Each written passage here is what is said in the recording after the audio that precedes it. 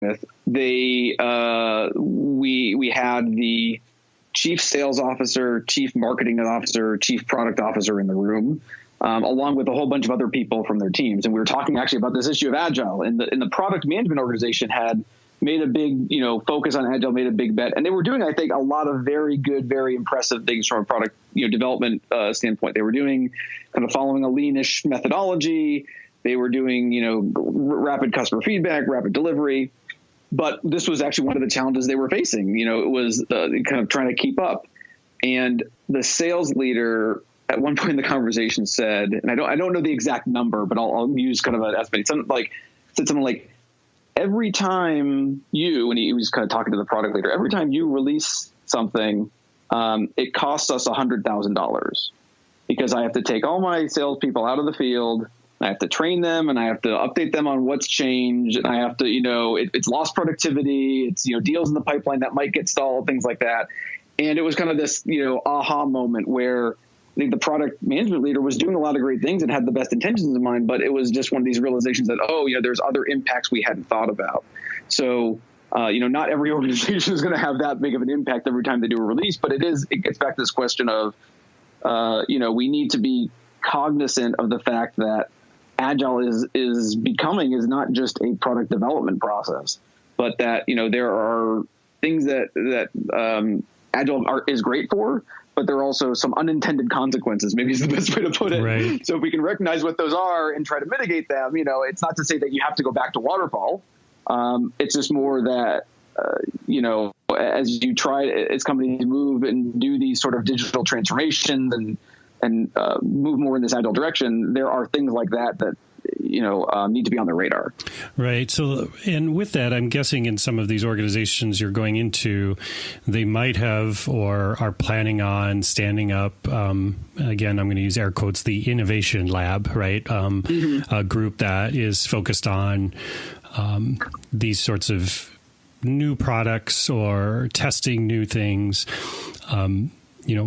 What's some ways that you've seen where there's a good balance between what the innovation lab is doing and how it's being supported by the rest of our organization? Because I find that's one of the biggest challenges is that the innovation lab goes off into this skunk works type area and never heard from again until either they're ejected and sent back to their original roles, or they just slowly die because they can't get the support from other pieces of the supply chain. So I'll add one other thing that I think one of the I'm trying to think of what's the right word. Not a challenges.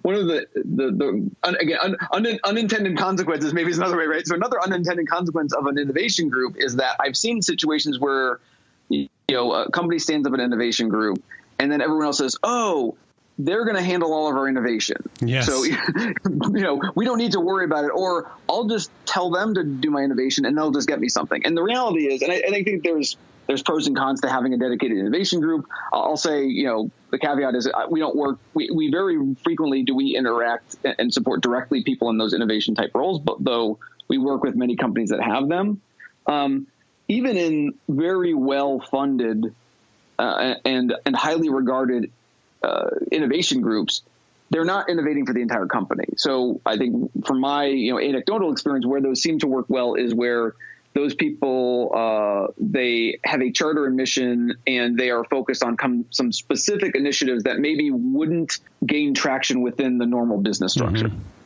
And when it's so, for example, we've always focused on market A, but we think we might want to focus on market segment B. So let's have some people from an innovation group look at market segment B, because it's very, very, very different than what we're doing today. And we don't want to distract the people in market segment A.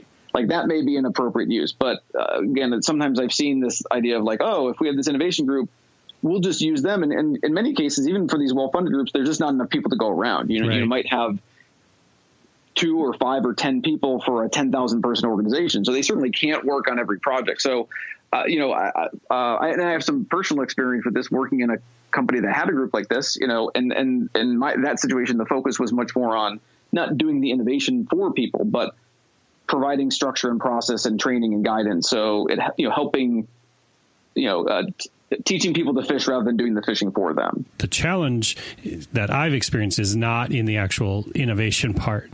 It is in the communication part. Mm-hmm. It is leaders expressing why they exist, what their goals are. It's the innovation team socializing and sharing what they're discovering, what they're working towards, and what they're aiming for. And that's where I've seen some of the biggest opportunities in the past. A common problem we see is where, product management or engineering goes in the corner and they build something and then they throw it over the wall to marketing and say, all right, marketing, here, now you go, I'll use air quotes here, market it, right? And then marketing does their thing and then they throw it over the wall to sales and they, tell sales to, air quotes, sell it. Well, I think you're describing the same thing that can happen when you have an innovation group, right? The innovation group or people, whatever, go off, work on something in a vacuum, and then, ta-da, we've got it, and they throw it over the wall, and it kind of to a different group that is expected to commercialize it. I'll just say, for what it's worth, we don't see that as commonly in a lot of the companies we work with. I think maybe, again, and maybe this is kind of one of the changes that we're seeing in the role of product management, and maybe this has to do with as the role of product management in technology companies is changing. I think if you go back maybe 25 years or so and read some of the literature that was written then, it was, there's this group that kind of develops something, innovates it, and then launches it. And then there's, then there's people that manage it ongoing. Well, when you have a physical product, maybe that doesn't change a whole lot, you don't need a whole lot of resources managing it. But, in those environments, people talked about NPI a lot, right? New product introduction, that was the big focus. Well, with technology products, software products, SaaS products, there's this expectation that, once we introduce a product, we got to keep innovating on it. We got to keep enhancing it. So I think, one of the reasons why I'm guessing there's probably not as many companies that have that structure is because there's this realization that, we can't just launch a product and let it sit there for 5 years and just let the cash flow in. We have to be continually updating it as the market changes.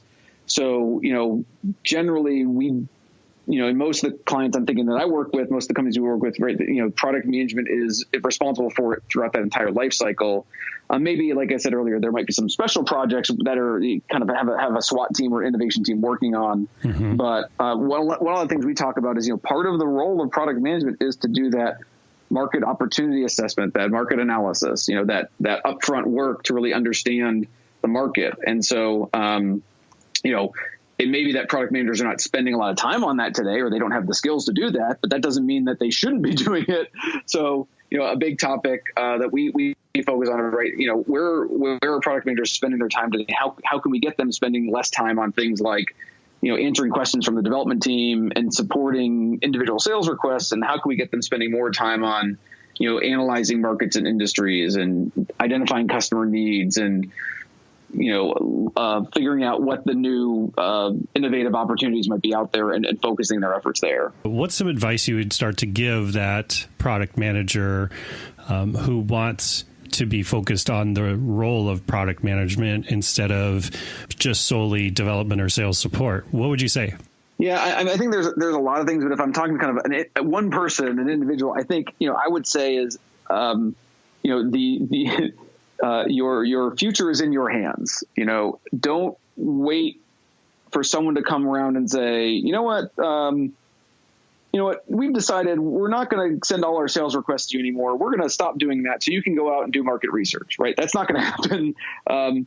Especially if if the organization has kind of been trained that that's what the role of product management is. So when I started in product management, I kind of did some research, talked to a bunch of people, interviewed people who were in product management, read a lot and kind of understood, hey, this is what the role of product manager is. So I just made time to do it. And again, I think for me personally, coming from a user experience background, it was very easy and natural for me to go out and do customer interviews and observational research and things like that.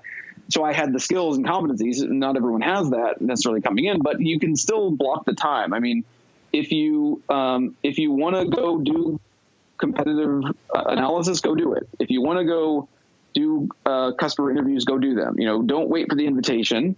There's always going to be plenty of emails. There's going to be plenty of meetings. There's going to be plenty of things that are going to suck you into the day-to-day, but you have to block off time. You have to make an effort to identify customers and go meet with them. So there's a number of kind of tactics we can talk about to do that. But I think a lot of it comes down to, if you want to make it happen, it'll happen. If you are waiting for the invitation, or you are afraid and hesitant to do it, then I can give you all the tactics and tips and strategies in the world, but you got to actually get out there and do it. So one thing specifically I like to tell people is, they say, "Oh, I don't have time to talk to customers. I don't have time to research." Well, I'm sure if you look at your calendar for tomorrow or the next day, you've got a plate full of meetings. But if you look out 2 weeks or 3 weeks out, I have to imagine there's a 1 hour block or a 2 hour block where you don't have anything scheduled. So block your calendar and do it, right? Say, okay, in this 1 hour, I'm going to go through our CRM and find 5 customers that I can reach out to get interviews. Or I'm going to spend 1 hour doing research on our competitors. Or I'm going to, spend 90 minutes reading some research reports and looking at some industry analyst reports and talking to reading some thought leaders, some blogs of thought leaders in our space to look at, what are things that might be worth looking into. Not what features should we put in our product in the next sprint, but really, what are the opportunities that are out there? And that's just, it's a simple thing to do.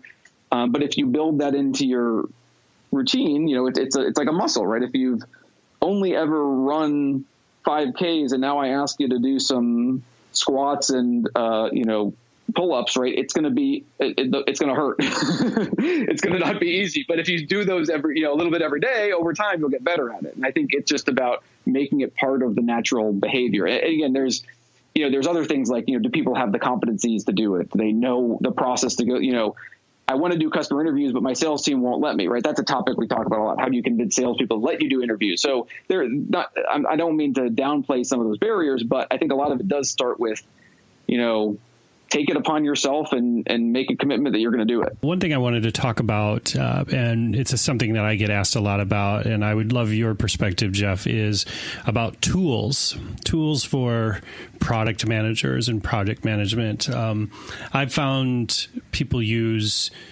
such a potpourri of different tools, whether it be homegrown systems to wedging something into an ERP or kind of hacking Microsoft Project or a Trello or something in order to do that. In your experience, what are some tools or approaches to discovering the right tools that you've had good experience with when it comes to product management? Yeah, so this is really interesting. I think if I had to look at, some of the things that have changed the most in product management over the past 5 years, this would probably be, if not at the top of the list, certainly one of the things near the top of the list. Traditionally, product managers have really not had tools for them, right? They've used things that, salespeople use Salesforce automation or CRM. Marketers use marketing automation, and product managers use email and Word and whiteboards and PowerPoint and Jira and all these other things, right? So the interesting thing is that as I think the market has matured, as there's been more recognition of the role of product management, there are now vendors that have technologies that are designed for product management. So this is an area, actually, we published our first research on product management technologies back in 2014. And I think, I'll boast a little bit. I think we were ahead of the market a little bit in a good way, right? I think we looked at it and said, hey, this is an area that we think is going to be important, and we've certainly seen the growth since then. So within the product management technology universe, there's a number of different categories of types of technologies we look at. So, for example, there's pricing administration, there's user research and concept testing. There's product engagement, which is kind of a new area that's growing pretty fast. And then there's, probably the most well-known, or kind of at least the one that people think of most, which we call planning, prioritization, and road mapping. So basically tools that are designed for product managers as kind of that central source of all the information they need, or at least things to help them plan what they're going to do next, help prioritize what they're going to do, and help, in many cases, create a roadmap out of it. So we've actually published some research on this. I'll make sure, Kurt, you've got the links so you can include them like on the show notes or whatnot. So yeah, we're seeing this as an area that a lot of product managers are looking at or interested in. We're seeing the adoption of these sorts of technologies really grow. I think it's still early, right? The market is comparatively immature, and I don't mean that in a